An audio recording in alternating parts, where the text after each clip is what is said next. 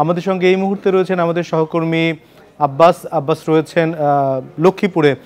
আব্বাস, লক্ষ্মীপুরে এই ঘূর্ণিঝড় রিমালের কি প্রভাব দেখতে পাচ্ছেন আপনি?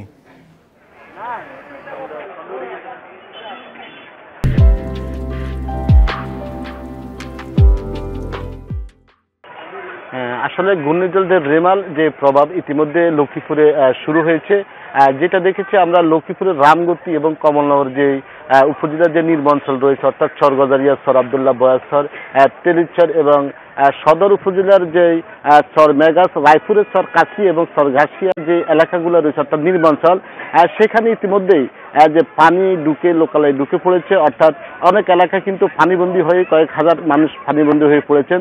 তবে আজকের যেই এখন কিন্তু মেঘনায় কিন্তু আমরা দেখেছি বাটা চলছে, কিন্তু কিছুক্ষণ পরে হয়তো রাত 8টা থেকে 9টার দিকে আবার জোয়ার শুরু হবে। জোয়ার শুরু হলে পানির যেই বৃদ্ধি সেটি আর অনেক বাড়বে। তবে দুপুর থেকে এখন পর্যন্ত যেটা আমরা দেখেছি যে মেঘনায় প্রায় 3 থেকে 4 ফুট পানি বৃদ্ধি পাচ্ছে, এটি আরো অব্যাহত থাকবে এমনকি পানি উন্নয়ন বোর্ডের যে নির্বাহী প্রকৌশলী তিনি আমাদেরকে জানিয়েছেন। এর বাইরে আমরা দেখেছি লক্ষ্মীপুর এবং বোলা বরিশাল যে নৌ রোড রয়েছে, এই নৌ রোডে কিন্তু অনির্দিষ্টকালের জন্য যে নৌযান চলাচল সেগুলো বন্ধ রয়েছে। বন্ধ থাকার কারণে কিন্তু ঘাটে আমরা দেখেছি কয়েকশো যাত্রী তারা কিন্তু আটকা পড়েছেন।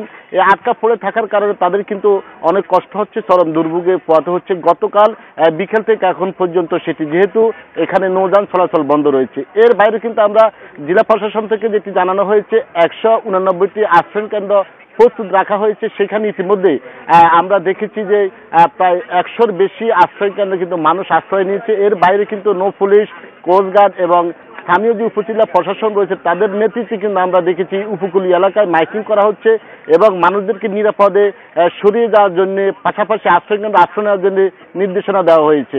কিন্তু আমরা এখানে অনেক যাত্রী রয়েছে তাদের সাথে কথা বলেছি, তারা যেটি জানিয়েছেন আসলে তারা গতকাল যখন তারা এখানে আসেন তারা অনেকে জানে না এই আবহাওয়ার যে বিষয়টি, যে ঘূর্ণিঝড় রেমানের যে প্রভাব সেটি না জানার কারণে তারা অনেকে এসেছেন, এই কারণে তারা আটকা পড়েছেন। তো আমরা এখানকার জেলা প্রশাসক যে সুরাইয়া জাহান যিনি জানিয়েছেন ইতিমধ্যেই এই লক্ষ্মীপুরের জন্য 20 লাখ টাকা নগদ এবং প্রায় 450 মেট্রিক টন যথেষ্ট উদ্যোগ নিচ্ছে ঘূর্ণিঝড় মোকাবিলায়। আপনাকে অনেক ধন্যবাদ আব্বাস। আমরা পরবর্তীতে নিশ্চয়ই আপনার সঙ্গে আরও তথ্য জানতে পারবো।